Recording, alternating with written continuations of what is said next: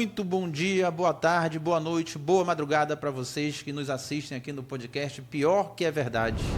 E a gente já estava rindo, né, Marcela, antes de começar o programa. Marcela sempre muito bem animada. Eu estava contando para ela que tem gente que assiste o programa, o nosso podcast, e tive uma pessoa muito próxima que falou bem assim, cara, eu não gostei do assunto. É a opinião da pessoa, né? Eu não vou dizer qual programa e tal, até para não influenciar. Mas só a Marcela rindo já salvou. É chato, né? Ela disse, o assunto ela falou, chato. eu não gosto desse assunto para mim é chato. Mas a Marcela rindo pagou o ingresso do programa. E a gente já estava rindo disso ainda há pouco. E a gente está aqui no bate-papo de hoje. Muito bem-vinda, minha amiga, sempre, apresentando aqui esse podcast que a gente tanto gosta, aprendeu a assistir, a gostar, a conversar. Hoje a gente recebe aqui o professor doutor Hector Coulen. Professor, seja bem-vindo aí, obrigado pela sua participação no programa. Obrigado eu.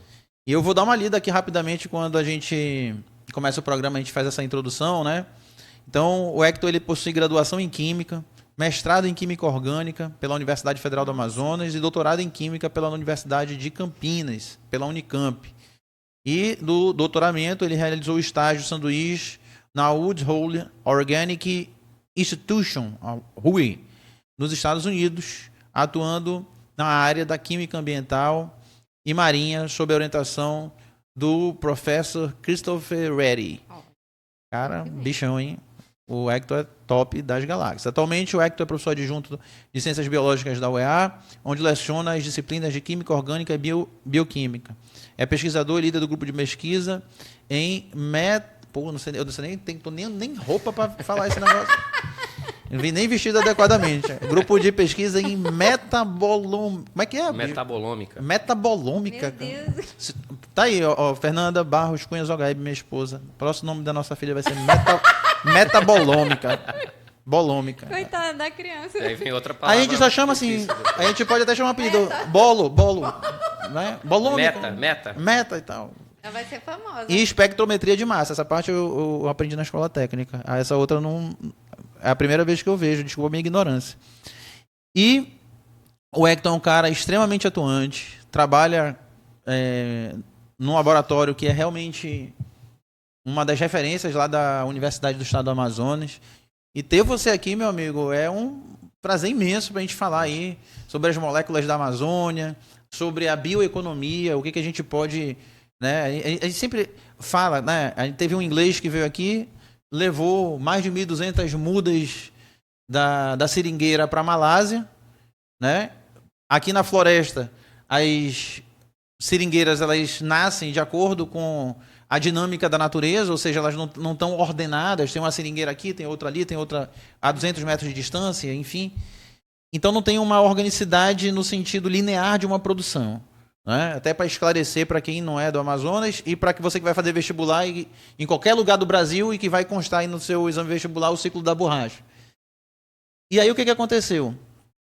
Esse inglês pegou, levou para a Malásia essas mudas. Lá eles produziram em série, eles conseguiram diminuir o preço da borracha. E o que aconteceu? Até hoje, século XXI, 2025, a Malásia é a maior produtora de borracha do mundo. Isso fez com que a Amazônia caísse num declínio econômico muito grande até a chegada da Zona Franca de Manaus. O fato é que a gente sempre escuta falar que a floresta ela pode ajudar no processo farmacológico, no processo de biocosméticos, de biomedicamentos, enfim. E a gente não sabe, a gente conversa muito sobre isso de uma maneira muito genérica, né? E o Hector vem aqui para dar um pouco de luz. Vou tentar. Nesse caminho. E é importante que a gente discuta isso de uma forma mais tranquila, até para que as pessoas entendam que a universidade também se direciona, coloca seus holofotes aí para a gente atuar também nessa dinâmica, que eu acho que o papel da universidade também é esse, né, Hector? Além de desenvolver pesquisa, ensino, extensão, é propor situações que possam modificar o cenário econômico da região onde a universidade está presente, né? E a UEA tem feito isso. E aí, de alguma forma, muito contundente com o trabalho que tu desenvolves. Eu queria ouvir um pouquinho de ti, Hector. Assim, o que tu anda pesquisando, o que tem de novidade no assunto. Vamos conversar aí sobre a bioeconomia. Bom, puxando um pouco o gancho desse assunto, realmente foi o marco para o fim do ciclo da borracha na Amazônia e mesmo tentando fazer o dever de casa depois, não foi possível copiar esse modelo, esse sistema, porque por alguma questão não houve a mesma adaptação aqui e não havia uma produtividade colocando as árvores muito próximas umas das outras. Isso é um sinal de que a gente tem que respeitar a dinâmica da Amazônia e como ela é, como funcionam as coisas aqui. Falando um pouco assim sobre a pesquisa, sobre as coisas que eu desenvolvo, eu, como um amazonense nato, um amazonense orgulhoso de ter nascido aqui, eu sempre tive muito contato com a floresta, desde pequeno. Minha mãe, já falecida, era fazendeira, e a fazenda fica no Rio Preto da Eva, e sempre teve área de preservação, por obrigação da lei. E eu passei... Só um parênteses, Rio Preto da Eva, porque o programa passa aí no YouTube, no Brasil todo. Rio Preto da Eva é um município muito próximo de Manaus. 80 quilômetros. 80 quilômetros de distância, uma horinha de carro na tranquilidade chega lá, né? Sim, é na beira da estrada, então, mas eu sempre tive contato com a natureza. E eu sempre me interessei muito por plantas. Ainda que no começo as minhas brincadeiras realmente fossem derrubar elas para fazer uma cabana, alguma coisa. Acontece. Mas, de fato, a gente vive numa região muito privilegiada, onde a gente tem 10% da biodiversidade do mundo. E isso faz com que a Amazônia seja o que eu falo em inúmeros artigos, que aqui é um repositório infinito de biomoléculas, ou seja, de moléculas naturais que têm uma implicação biológica. Elas não precisam necessariamente curar uma doença, e olha que muitas delas curam. Ou elas podem ser trabalhadas e melhoradas pela indústria farmacêutica para essa finalidade. Mas o que a gente tem aqui de alimentos funcionais, de cosméticos, de novos materiais para serem incorporados em plásticos, bioplásticos e tantas outras coisas que a gente pode fazer com a riqueza de metabólitos, né? Esse termo metabólito, ele vem de metabolismo. E assim como nós temos um metabolismo, vocês estavam até antes aqui falando um pouco de coisas do coração, isso tudo está relacionado com o metabolismo. Esses organismos, eles produzem uma gama de substâncias que é do meu interesse. Então, eu, em suma, faço uma pesquisa onde eu procuro essas moléculas, eu procuro novas moléculas ou pelo menos novas fontes de moléculas que sejam úteis para as mais diversas aplicabilidades. Então, hoje, eu venho trabalhando desde plantas da região, nativas, a micro-organismos, passando nesse caminho também por alguns organismos mais tóxicos, como escorpiões, serpentes. Então, a minha pesquisa ela vem integrar os diversos organismos, mas eles têm que ter uma coisa em comum, que é o que a gente chama de metabolismo secundário. E o que é isso, Hector? O que é o metabolismo secundário? O metabolismo secundário, a gente pode dividir o metabolismo, né? Primeiro, o metabolismo é o motor de qualquer ser vivo. Então, qualquer coisa que você faz tem um metabolismo próprio. Então, o metabolismo é transformação, né? É a síntese de alguma coisa para a produção de uma... Claro, você vai sintetizar pela lei de Lavoisier, a soma da massa dos reagentes é igual à massa do produto, né? Nada se perde, nada se cria, tudo se transforma. Você metaboliza ali, você está produzindo energia e alguma outra coisa, não é isso? Exatamente. O metabolismo ele é para a produção de energia nas células, mas ele também viabiliza vários outros processos, como sinalização, como função, estrutura, motor. Mas esse é o metabolismo primário. O metabolismo primário é o metabolismo que mantém qualquer organismo vivo. É aquele que o indivíduo precisa para se manter. E esse todos os organismos têm. Todos. Certo. Agora, existe um metabolismo chamado metabolismo secundário, ou, mais recentemente, ele foi reclassificado como metabolismo especializado, que ele é oriundo da evolução das espécies. Mas nós evoluímos tanto que o nosso metabolismo secundário, hoje, ele não é tão importante como é para uma planta, para um micro-organismo. Por questões da evolução. Nós, por exemplo, eu gosto de trazer um exemplo disso. Nós, se temos um perigo, nós podemos correr. Uma planta não pode correr quando chega um herbívoro, quando chega um inseto, um predador. Então, a única forma que a planta tem é ativar o seu metabolismo secundário para tentar se defender. Então, ela pode deixar a folha mais amarga, ela pode produzir uma toxina para naquele momento, ou casos muito interessantes. Tem um artigo de mais de 20 anos da Science comprovando a existência do metabolismo secundário, onde eles pegaram uma espécie de planta e colocaram ela em contato com um besouro que ataca e que destrói. No momento que o besouro começa a mastigar a planta, ela sente aquilo. Né? Recentemente há até pesquisas que indicam que ela se comunica. E ela passa a colocar todos os esforços dela para o metabolismo secundário para produzir uma substância que é um cheiro, é um feromônio, que atrai uma vespa. E a vespa vem que massa. e é Ataca o predador, o besouro. ataca o besouro. Então, eu estudo essas moléculas. E dentro dessas moléculas saíram várias coisas que hoje estão nas nossas prateleiras. Que Então, planta sacana, né? se fosse só ela, todas. Esperta. Esperta pra caramba. E ainda chama o parceiro aí, vem cá comer o... Quando ela precisa também se reproduzir, né? Ela também faz a atração, né? Então, os aromas florais, eles são principalmente para atrair os polinizadores.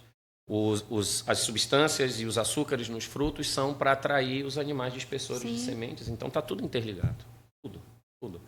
E a minha pesquisa é descobrir novas moléculas dentro desses metabolismos, trabalhando tanto com plantas e micro-organismos e menos ocasionalmente com os animais peçonhentos também, com os venenos.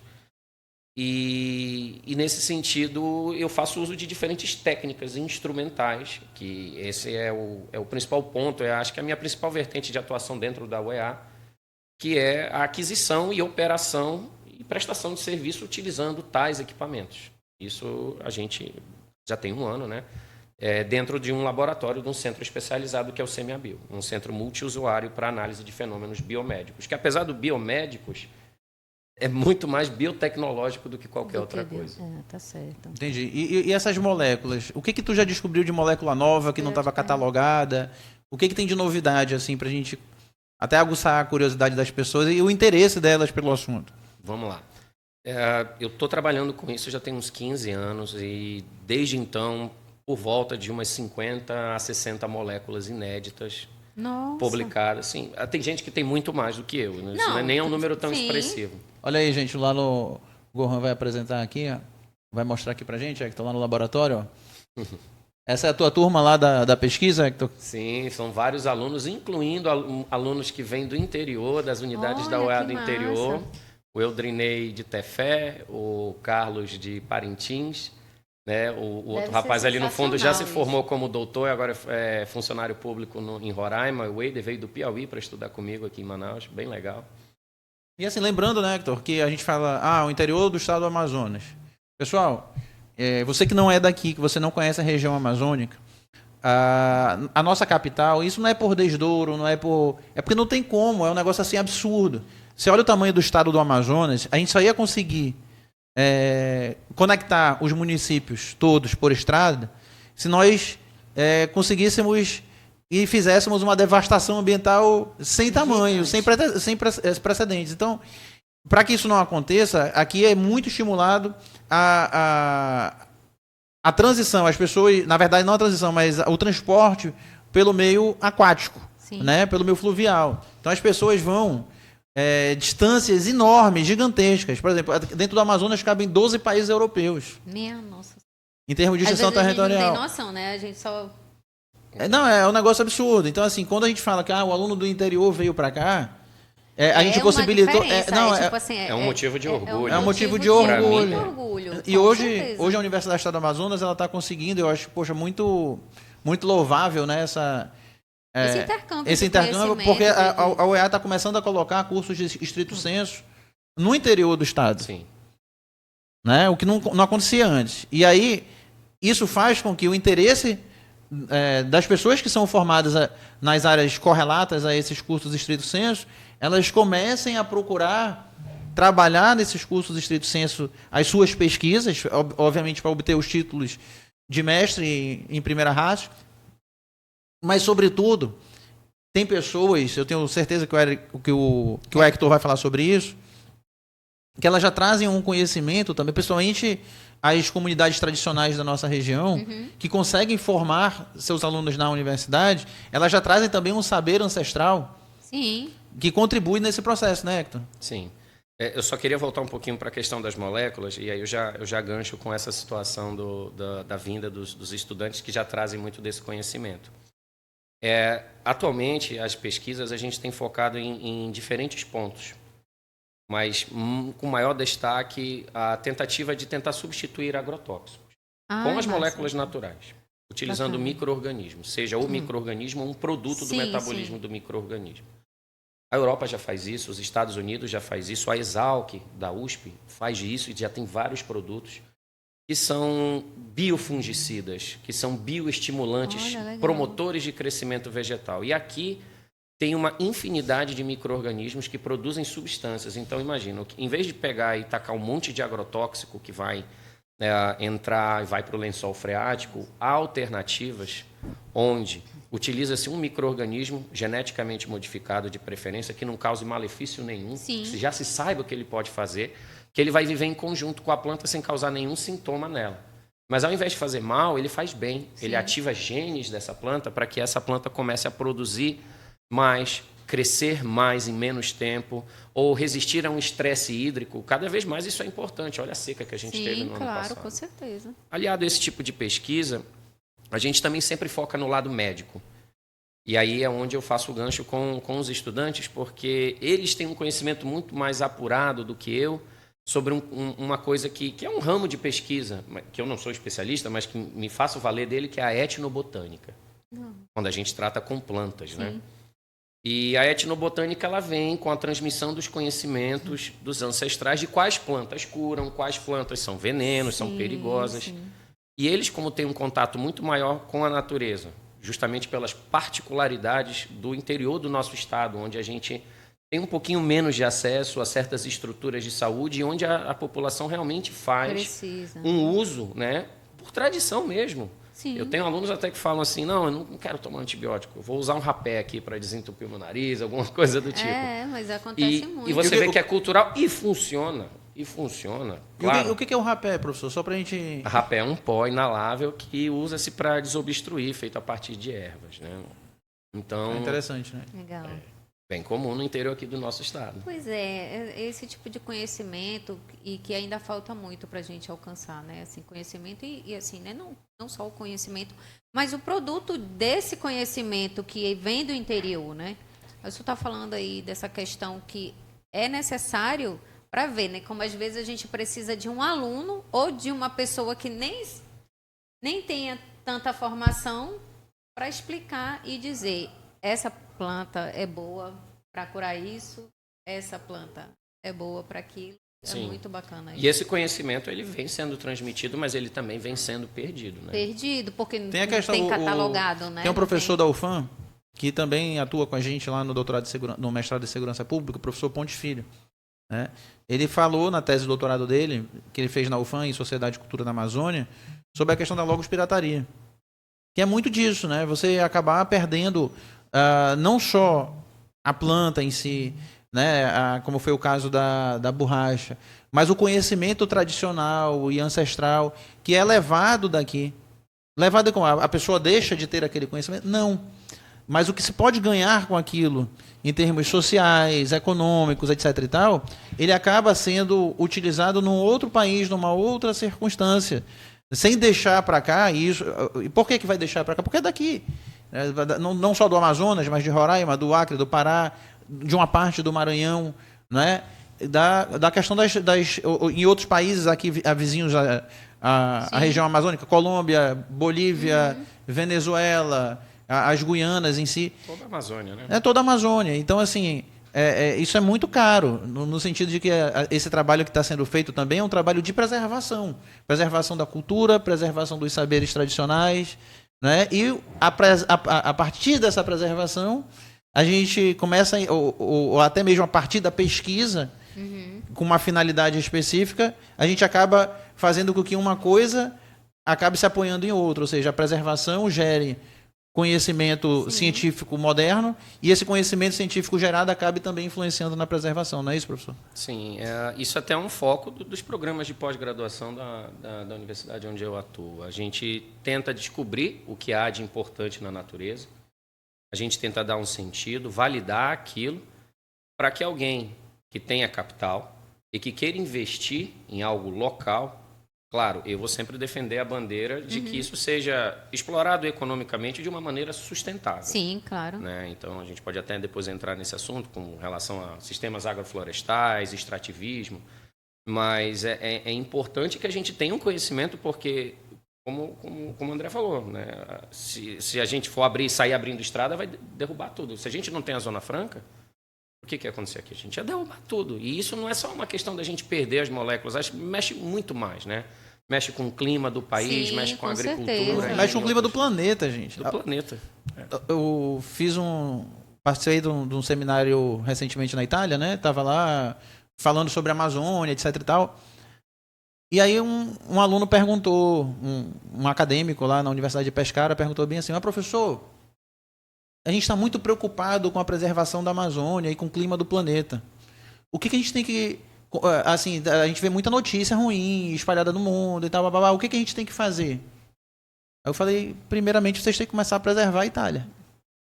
A gente tem que começar a pensar em preservar a Pescara, a Itália, a Europa, porque não existe uma... E isso é muito importante. A gente mexe no bioclima local. Sim. Claro. Interfere aquela história da borboleta, né? Que bate a asa aqui e vai... Mas assim, o que a gente vive hoje no mundo em termos de questão ambiental não tem fronteira, gente. Não. A preservação ambiental, de igual modo, os desastres ambientais, as degradações ambientais, elas lá, eu não vou entrar aqui nos Estados Unidos porque o Trump está com uma política aí anti-imigração, aí eu vou ficar só poluindo até 3 milhas náuticas. Não é assim, cara. Então, assim, e eles ficaram bem chocados porque, assim, eu acho que ninguém tinha batido de frente com isso lá, né? Eu falei, o que Não que... é só aqui, né? Tipo assim... Vamos lá, vamos pensar aqui. O que o governo fez na Europa, os governos de cada um dos países europeus, para preservar as florestas nativas da região? Pelo contrário, não fizeram nada. Eles só usufruíram até o limite máximo do que eles puderam. E quando não deu mais, partiram para as colônias. Partiram para as colônias e criaram essa cultura de exploração mesmo. Né? Então, para preservar, eu acho que a primeira coisa que a gente tem que fazer é preservar a nossa casa. Isso quer dizer, tem que começar no pequeno, né? Tem consciência do que é. Tem muita gente aí no sul preocupado com a Amazônia. Mas, por exemplo, como é que estão as florestas do Sudeste? Como é que estão a Mata Atlântica? Como é que está no Centro-Oeste a questão do Cerrado? Não é, professor? Sim. E assim, mas me aguçou muito, voltando aqui à questão das moléculas e dessa síntese metabólica, né? Dessa questão desse metabolismo secundário. Assim, eu fiquei bem curioso com essa questão da planta, né? Que mais tem assim de curioso, né? Além dessa planta, em outras questões de metabolismo secundário, até para deixar as pessoas mais curiosas e mais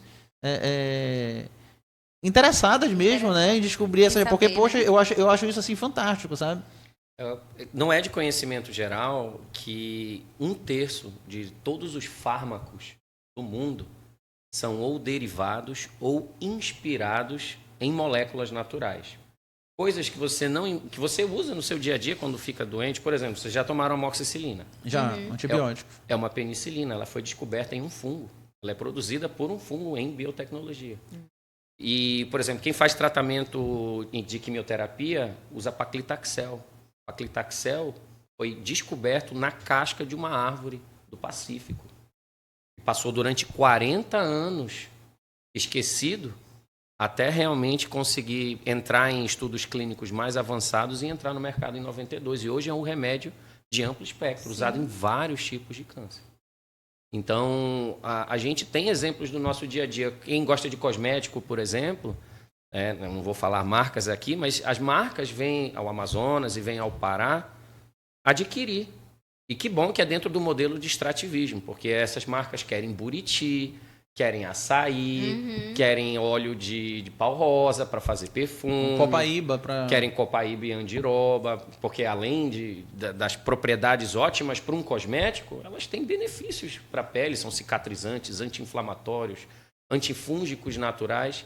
Então, é todo um mercado, existe uma gama de produtos hoje que eles são derivados dessas moléculas, mas a gente não conhece nem 1% das moléculas que estão aqui. E a gente não tem noção, né? Não tem. Eu vou passar a minha vida toda estudando, vou descobrir um punhado delas. Suficiente. E muito provavelmente não chegarei a um remédio, né? Até porque um produto finalizado, até porque esse tipo de pesquisa ela leva décadas e custa bilhões de investimento. De investimento das indústrias farmacêuticas, porque tem molécula que ela vai, a empresa gasta, chega no último teste com humanos, não deu certo, fez mal, é descontinuada. É uma tentativa e erro. Claro. Sim. Que eles vão sempre tentando olhar, otimizar, fazer modificações Quando eles veem que a coisa já não está andando, eles já descontinuam uma molécula. Mas existe isso, né? Essa capacidade, essa possibilidade. E imagina, o que isso não poderia trazer de benefícios para a nossa região em termos de vinda de indústrias farmacêuticas? Não digo nem para desenvolver o fármaco através de um fármaco clássico, mas e os fitoterápicos? Sim, com certeza. E os cosméticos, que também têm uma relação farmacêutica, né? Tem uma regulamentação. Então, muito já é feito, mas muito mais pode ser feito. A gente tem uma infinidade de espécies. Temos vários especialistas na Amazônia que estão, aos poucos, estudando, trabalhando, buscando, e uma hora vai acontecer. Hector, e assim, é bom até pegar um pouco do gancho dessa tua fala, no sentido de que é interessante a gente ver que aqui no Brasil, não é na Amazônia só, Sim. as pessoas acham que colocar dinheiro na pesquisa, ainda tem gente que tem. pensa, cara, a gente está no pleno século XXI, Acha que é bobagem. e acha que é bobagem. Que não vale a pena. Não, e acha que é gasto. Isso é um gasto. Olha, está gastando tanto com a Universidade X, está gastando tanto com o Instituto de Pesquisa Y, está se gastando... Não é gasto, gente, isso é investimento. Investimento. Por exemplo, a Inglaterra, né, Nottingham, enfim, uma série de outras cidades e, enfim, e universidades. Os caras investem bilhões em formação básica e em pesquisa. Então, assim, isso tem que sair um pouco do discurso, tem que começar a virar prática. Sim. O governo também investindo, de uma forma geral, e as indústrias.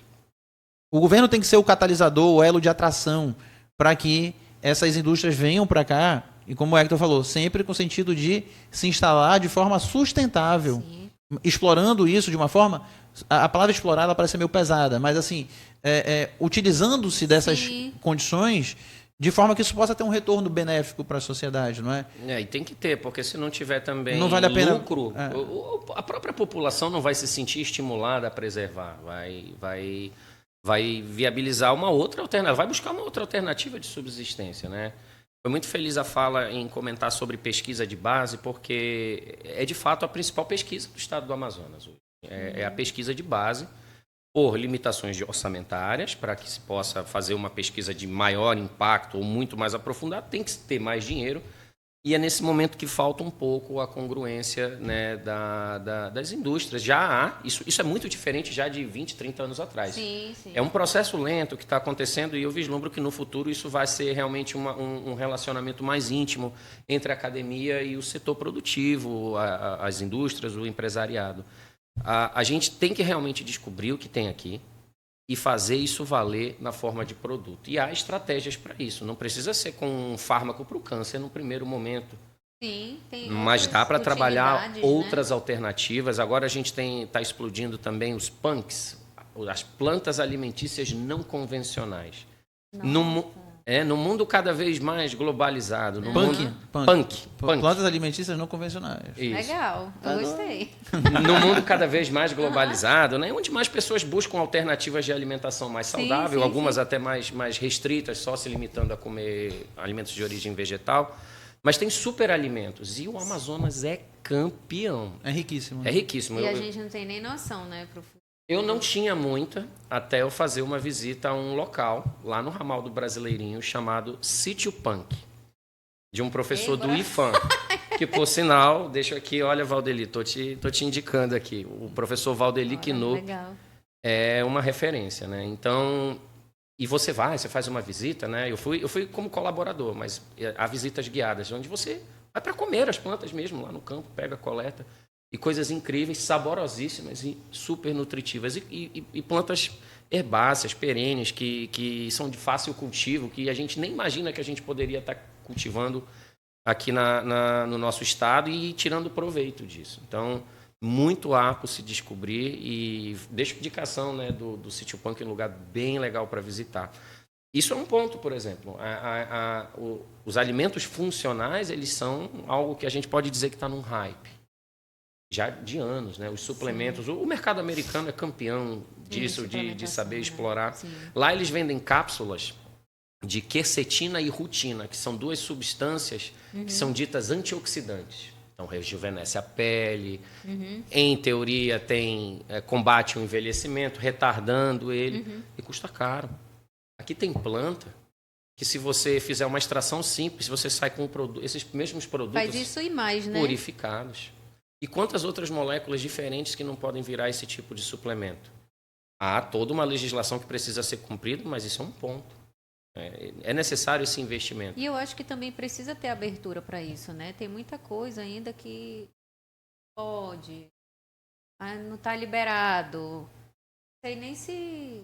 Mas porque assim, a nossa legislação ambiental, hoje, até fazendo uma análise de direito comparado, hoje nós temos uma legislação ambiental muito boa, assim, é muito bem embasada, ela é muito rica, né, nesse sentido de comparação, de proteger a natureza. Como é que acontece uma série de crimes ambientais? Aí já não é culpa da legislação, não. É culpa da fiscalização. Mas o que eu quero dizer é o seguinte, hoje a legislação brasileira em termos de proteção ambiental, ela é muito boa. E eu acho salutar. E ela não é impeditiva de pesquisa. Tá? Ela só tem uma série de procedimentos, de regras de restrição, mas visando essa questão da proteção. Mas nada impede que isso possa avançar em termos comerciais, desde que se respeite a questão da preservação ambiental. Né? Sim. E o que eu vejo muito também, Hector, nessa tua fala, é que isso só é possível com a floresta de pé. Se a gente vem para cá, por exemplo, vamos explorar os minérios da região. Isso aí, o minério, ele é rentável? É rentável. Com certeza. Muito rentável. Mas o potencial de investimento com retorno nessas moléculas é muito maior. Você sai do senso comum, você sai do básico, você sai do mercado de coisas convencionais e você começa a adentrar no mercado em que a produção, o produto disso e os subprodutos disso tem um alto valor agregado. Com certeza. E que o Estado tem total condição de produzir os produtos acabados a partir da biodiversidade, não só exportar commodity, pura e simplesmente. Essas empresas podem, tanto é que agora tem vários programas, como por exemplo o programa Centelha da FAPEAM, que faz esse incentivo de startups. Porque é assim realmente que começa, né? Começa pequeno, começa com investimento, há o risco, algumas dão certo, outras não dão tão certo, mas tem que ter esse investimento para esse conhecimento sair da academia, passar a gerar produtos e esses produtos serem disponibilizados para a população. Com isso, eu vislumbro um futuro promissor. E puxando o gancho da mineração, já que a gente falou sobre mineração, a UEA tem um projeto... Do mercúrio? Da situação do mercúrio? O Ocroma. E isso ainda precisa ter muito mais... estudos a respeito disso, né? Qual é o mecanismo que está envolvido? Mas é um produto da planta, são as substâncias químicas, são os metabólitos, são as moléculas que estão ali, que fazem aquela aglutinação do mercúrio. Isso precisa ser melhor estudado, mas é fantástico. É um projeto... E olha só como a nossa biodiversidade pode ajudar na mineração, que é uma prática que destrói a biodiversidade. Pelo bem, pelo mal, seja ela legalizada ou não legalizada, sempre vai haver um impacto. Mas, Hector, o croma, só para entender, ele faz aglutinação não do mercúrio, não é isso? Ele faz aglutinação dos metais em que se busca ali a mineração, no caso do ouro, por exemplo, e aí não precisa mais usar o mercúrio, não é isso? Não precisa fazer a purificação, né? Ele consegue concentrar esses metais, principalmente o ouro, né? que é o objeto, sem criar um impacto. Porque o principal impacto, claro, tudo bem, as dragagens e isso tem todo um impacto, mas o principal é o despejo desse material que ele fica acumulado.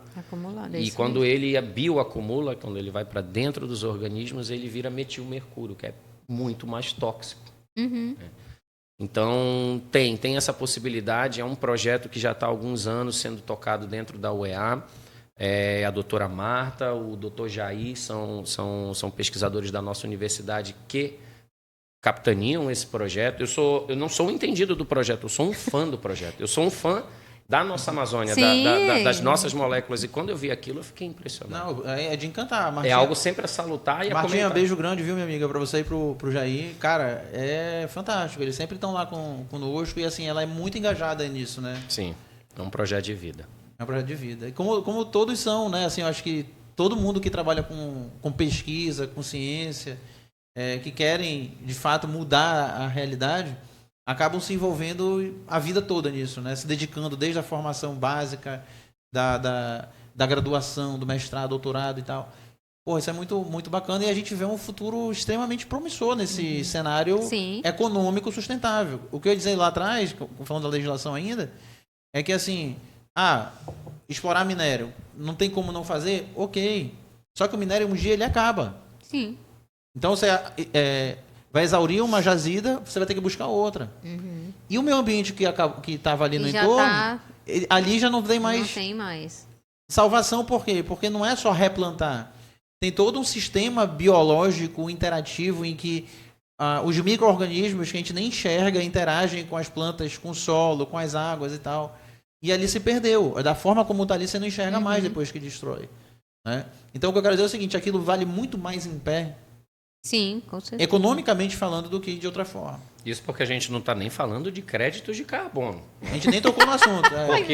Porque ela já está lá por si só, se estiver Sim. envolvida aquela área, aquele território, por si só já vai estar dando um lucro porque vai estar retirando o carbono da atmosfera.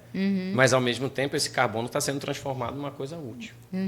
Agora, professor, o senhor tocou num assunto que hoje eu acho que está muito em alta. Já deveria ser há muito tempo essa questão de saúde, né? Hoje eu acho que essa geração, né? Eu posso estar errada, mas eu acho que essa geração hoje está bem mais preocupada com saúde e essa questão que o senhor falou que tem essas plantas que são superalimentos é muito bacana, né? Você saber e assim e você investir nisso, porque hoje a suplementação é básico para a gente, né? Para quem tem uma alimentação, como o senhor disse, cheio de agrotóxicos, cheio de né, hormônios nos animais que a gente, né, em tudo que a gente consome hoje, nas frutas e aí ter essa disponibilidade dessa parte é bem interessante, né? Com certeza. As novas gerações assim são mais conectadas do que as nossas, né? E são mais bem informados, por um lado, né? Eles sabem mais dessas questões. O conhecimento sobre o que ocasiona a longo prazo o uso indiscriminado de certas substâncias químicas, em especial hormônios e antibióticos, esse conhecimento é mais recente também. E os impactos a gente está visualizando mais recentemente. Então, as novas gerações estão mais conectadas e também são gerações que consomem menos álcool, que não são tabagistas. São gerações que, muito provavelmente, são um mercado promissor para o consumo dessas plantas. E tendo uma infinidade dessas... São centenas e centenas de espécies que são comestíveis e que de fato levam a benefícios na saúde. Então, é de se esperar que no futuro cada vez mais haja mais divulgação disso e que cada vez mais haja um consumo disso, mais produtos saindo no mercado. E bora fazer um convite aqui, professor Valderi, né, lá do IFAM. Isso, convidem. Também, como eu comentei da Marta, eu não sei se ela já foi convidada também. Não vou meter meu bedelho aqui. A Martinha vem. Tá na lista, com certeza, tá na lista já. Não, pode procurar. Aqui. Ele tem um canal no YouTube muito legal, tá, sobre punks. Depois eu passo para vocês de cabeça, eu não lembro. Até para ele trazer uns exemplos aqui pra gente, né? Poxa, eu sou fissurada nessas coisas. Planta, né? Nessa novidade, ele traz aqui para experimentarem. Sensacional. Vai ser legal. Mas assim, sobre o metabolismo secundário que eu tô... Bora voltar, né? Que a gente, cara, eu tô que nem... A gente tá fugindo do metabolismo secundário. Tu tens mais alguns exemplos assim interessantes, Hector, para dar pra gente? Fora essa planta que ela acaba produzindo... Você diz exemplos amazônicos? Exemplo, não só amazônicos, enfim, só pra gente aguçar mais a curiosidade da galera. Pode ser na Nova Zelândia, enfim. Bom, tem vários outros usos. Por exemplo, aqui da Amazônia existe uma mistura de plantas que é o curare. O curare ele foi utilizado pelas populações tradicionais da região, né, de origem indígena, que usavam ele como um veneno para caça e para guerra. Ele é uma mistura de duas plantas, ou mais plantas. Outras plantas que estão aí na boca do povo, as pessoas conhecem o chá do Santo Daime. Nossa. Nossa, que São legal. 2 plantas. É da ayahuasca, não? É o chá de ayahuasca. Então, com finalidades ritualísticas, né, religiosas, recreativas. A própria cannabis, que é uma planta milenar e que, a partir dela, se extraem inúmeros produtos Sim, e que sim. hoje é um remédio, né? O Acho que canabidiol. acabou-se o preconceito com relação... Ainda tem, né? Não, Ainda o tem. preconceito, ele tá menor, mas ele ainda é grande, né? Ele Entendi. ainda existe. Com relação Mesmo dentro das ciências médicas e biológicas? Não. Acho aí que não, né? Acho não, mais- acho que aí já não tem espaço. Acho que é mais uma questão ideológica mesmo. Há pessoas que estão na academia que são contras, mas muitas vezes não é pela planta em si, mas por questões ideológicas próprias, Sim, né? A sim. falta de conhecimento Às vezes. científico também acaba corroborando, né, esse tipo de atitude. Mas eu digo assim, o que me interessou, e aí eu vou insistir no assunto, Pode insistir. é a planta, essa planta agir, parece que, sabe, de uma forma... me perdoa como eu vou A me expressar ignorância. aqui. Não é nem isso. Eu acho que é a forma como eu vou colocar aqui para tentar fazer com que seja Aham. mais claro. Mas parece que a planta está pensando, né? Tem um espectro de defesa ali de... por muito que seja um raciocínio, se é que a gente pode falar dessa forma, ou um simples mecanismo de defesa, mas assim, é um mecanismo de defesa que parece ter uma lógica no processo, assim, que a gente enxerga dessa forma, né? Mas é a questão que o povo bagunça comigo. Ela vai energizar as pedras aqui, professor. Peraí, deixa eu Não, que é uma questão de energia, porque, né, eu não sei quem estuda isso, nem se o professor estuda, mas é uma questão energética. A gente tá saindo da A ciência gente tem que ir agora atrás indo pro do... espiritual. A gente tem que ir atrás de um físico quântico. Professor Manuel, o senhor não é físico, o senhor é da parte de engenharia quântica, o senhor está convidado para vir explicar para Marcela essa questão da energia. O meu professor Manu. Não, mas, né, pra mim eu vejo como isso. Hoje, cada vez mais você estuda isso e você percebe, tem locais que a gente vê que tanto que já fizeram aquele tipo de teste que você vê que, tipo assim, você pisar na grama descalço, o teu organismo não tem a mesma sensação e não muda não tem a mesma energia que você pisar com tênis. Já fazem pequenos testes. Então, assim, para mim é como se fosse isso. É uma função secundária da planta, secundária entre aspas, só, e que vai além disso. A gente acha a planta, né? Como o professor diz, eu adoro planta, né? Professor, eu adoro, eu sou fissurada lá em casa. Então, assim, para conhecimentos de espiritualistas, Falei para vocês. tem plantas que ajudam na questão da energia da casa. Tu quer que eu mande pegar um negocinho pra gente começar? Para! Vamos lá, um exemplo bem prático. Ah. Para quem tem planta em casa, quando uma pessoa, Que a planta morre? a planta morre, Do olho gordo? né? Acabou a ciência, professor. Agora... Não, mas puxando o gancho do que a Marcela falou, tem a aromaterapia hoje, né? A aromaterapia Não dá corda. Tá até na moda. Não dá corda. Então, Ela vai dizer, eu tava certa. Você tá vendo?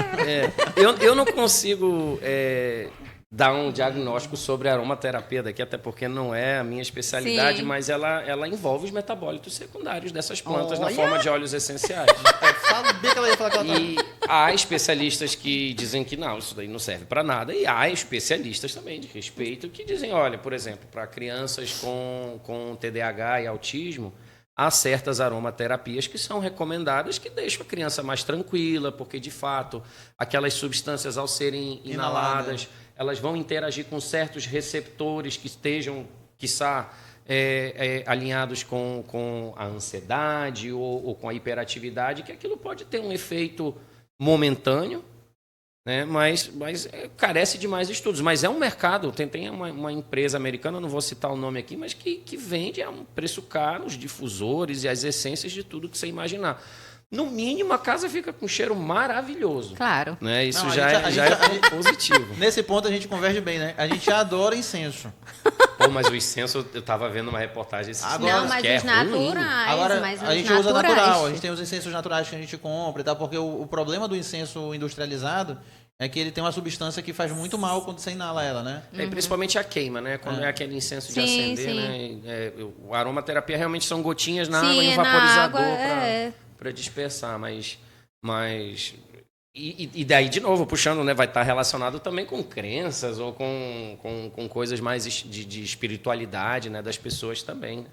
Vai muito do que a pessoa acredita, daquilo que de como ela se sente quando ela faz uso disso. O próprio Nicoleles, né, que é o pesquisador mais renomado hoje em vida do brasileiro e tudo, eu vi uma entrevista dele falando sobre a conexão neural que a gente tem com... Ele fala, vocês nem imaginam o que a gente já descobriu e tal, em termos de conexão neurológica mesmo dos seres com a Terra, Eu não etc vou e muito tal. longe. Aí eu também já fiquei, eu falei, Eu não vou muito se o Nicoleles longe. está falando, eu vou ficar mais...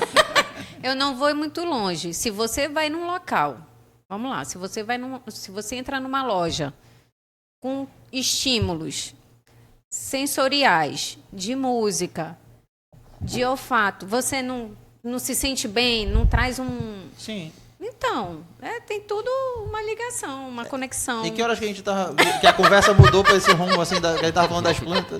Tô brincando, gente. Mas isso que a Marcela falou é bem interessante, porque nós, como espécie, estamos há milhões de anos aqui na Terra. E a gente tem uma conexão total com a natureza. E olha, quem está falando isso é uma pessoa que não entende de biologia molecular, de genética, apenas uma pessoa que gosta de ler. E isso vai ficando registrado no nosso código genético. Isso vai ficando registrado. Então, inclusive, há genes que podem nos ser úteis no futuro, talvez, que a gente não sabe a função hoje, que no futuro, por questões do ambiente, por pressões ambientais, isso venha a nos ser úteis ou sejam a nossa derrocada. Tem um exemplo que é bem legal, que é da resistência aos antibióticos. Então, não é que as bactérias aprenderam a vencer os nossos antibióticos, elas sempre souberam. A amoxicilina é produzida por um fungo. E esse fungo ele está no solo. E quando ele está lá no solo, ele quer o carbono. Ele é um micro-organismo fermentador, degradador. A gente chama de litotrófico. Então, ele vai consumir quimiotrófico. Ele vai consumir as substâncias químicas, quebrando as ligações químicas e transformando as ligações químicas são compartilhamentos de elétrons nos compostos orgânicos. E quando eles quebram, os elétrons são liberados. Os elétrons são energia. Nós usamos elétrons nas nossas tomadas. Uma corrente elétrica é um fluxo de elétrons. E a partir disso, esses micro-organismos eles passaram a produzir substâncias específicas para ganhar a competição contra outros micro-organismos no meio ambiente. O que as bactérias que estavam levando de 10-0 dos fungos fizeram? Evoluíram e passaram a produzir, a ter genes, por exemplo, genes que codificam o que se chamam de beta-lactamases. Então, puxando o exemplo da amoxicilina, ela é uma molécula chamada de antibiótico beta-lactâmico. É um nome por conta da estrutura química dela. Essa substância o fungo usa para matar a bactéria. A bactéria vai ficar parada e vai morrer sem nada? Então, ela tem como contra-atacar. Então, algumas bactérias evoluíram.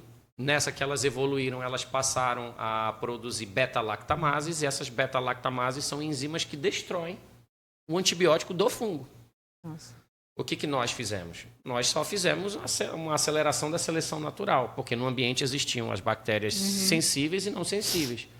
Com o uso indiscriminado, jogando restos de antibióticos no meio ambiente, nós eliminamos completamente as bactérias sensíveis e passamos a ser mais atacados pelas bactérias que Passamos são... a ser alvo das bactérias não sensíveis. Por que um ambiente hospitalar, como uma UTI, por mais limpo que ele seja, é um ambiente perigosíssimo para quem está com a imunidade baixa? Porque é ali que onde você tem contaminação com bactérias resistentes, né? Bactéria, você está num ambiente de alta carga de uso desses medicamentos, então você vai ter uma seleção mais forçada ali, onde você vai ter bactérias de múltiplas resistências, às vezes até bactérias sem tratamento.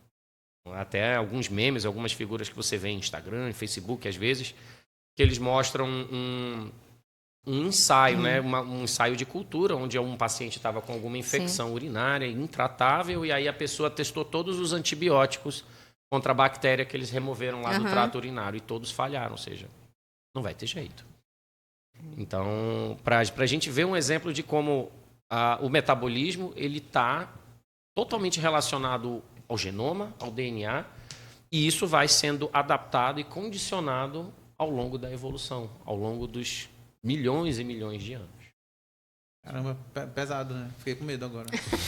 Dá medo, né? Parece que a pessoa está só trazendo mais notícias. Não, pior que não, mas assim, é bom que a gente entende melhor o processo, né? De estudo, assim, tem muita coisa... e isso é esclarecedor, cara, pra caramba. E assim, vamos lá, tava pensando aqui, né? Pensamento não tem freio. Aí me veio à cabeça aquela história do fungo. Tava falando nos fungos. Aí a minha filha mais velha vai fazer 15 anos agora. E ela gosta muito de jogar. A gente sempre joga junto, eu e as crianças e tal. E aí ela me apresentou no passado um joguinho chamado, que agora virou série, o The Last of Us.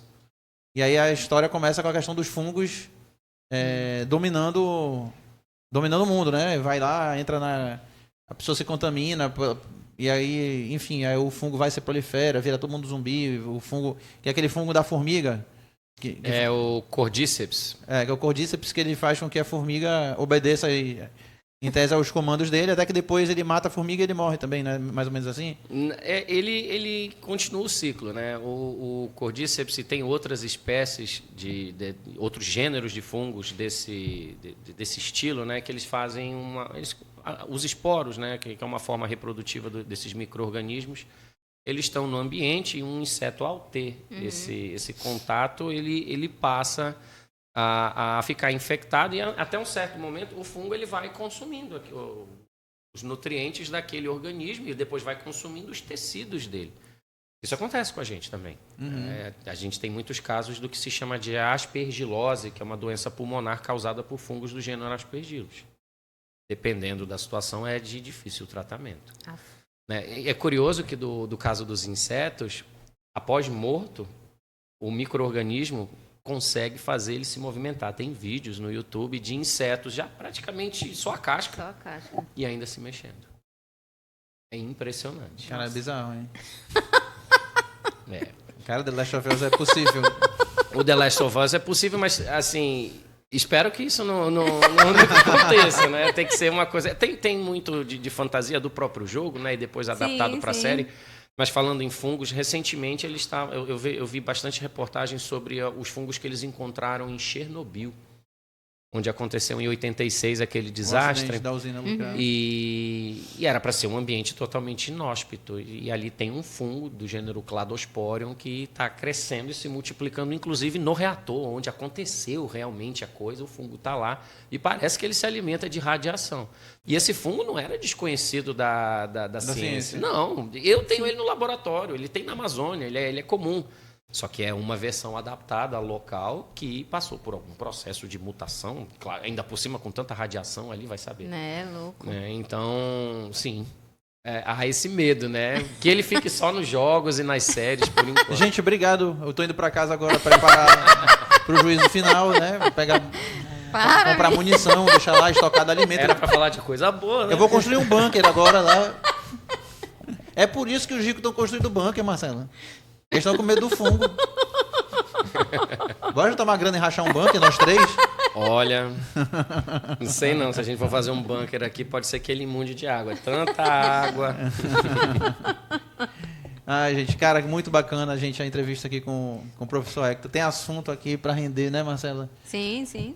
E, professor, eu quero que o senhor venha aqui mais vezes, para que a gente possa falar sobre mais coisas, especificamente que nós possamos aprofundar mais essas discussões sobre moléculas que, de alguma forma... Não, cara, eu tô fascinado aqui, é muita coisa. Eu já conheci o trabalho do Hector, mas assim, essa parte do metabolismo secundário é tão interessante a gente ver como a natureza cria condição para nesse processo adaptativo, evolutivo, né, para perpetuar a vida, para perpetuar a existência, cara. Isso é fantástico, é sensacional. A natureza sempre vai encontrar um caminho, nem que seja um caminho sem a gente. É isso mesmo. Então é melhor a gente ficar amigo da natureza. É bom a gente se comportar. Se comportar direitinho. Fica a dica, né? Né? Então. Gente, esse clima não tá fúnebre, não é tenebroso, tá? Mas ela tá até rindo, né? Então, assim, calma, relaxa que... Tá tudo bem. A gente só precisa fazer a nossa parte, né? Claro. Tô indo lá em casa fazer agora, eu vou construir um bunker. Gente, quero aqui agradecer mais uma vez a audiência de vocês. Agradecer ao professor Hector, que é, além de ser uma sumidade, um cara altamente inteligente, é um Gostei, cara olha. alto astral, divertido, flamenguista. Flamenguista. Gente boa demais, demais, demais, demais, meu irmão. Poxa, obrigado, viu? Obrigada, viu, professor? Obrigado de coração. Obrigado a todo mundo aí que assistiu. Tchau, Eu tô à gente. disposição. Valeu, mano. Mais vezes aqui, viu? Por favor. Nem que seja para me trazer para eu entrevistar alguém, para fazer umas perguntinhas também. Bora? Se precisar. Topa? Tô aqui, topo, com certeza. Próximo programa, nós vamos ter 3 entrevistadores e a gente Minha vai nossa. massacrar quem vier aqui. Fechado? Bora convidar o professor lá do IFAM, Olha aí. do Instituto Federal do Amazonas, para ele trazer os punks aqui pra gente e a gente começa. Nossa, nesse sentido tem tanta gente legal para trazer. Depois em off eu faço umas sugestões. Então pra bora, você. bora, na Tá hora. bom, então. Mas A gente eu aceita. quero falar com o professor que traz. Enquanto eu como os punks. Para ele trazer, né? Para ele trazer. Vocês Até entrevistam. comer. Ai, Jesus. Gente, beijo no coração de vocês, até a próxima.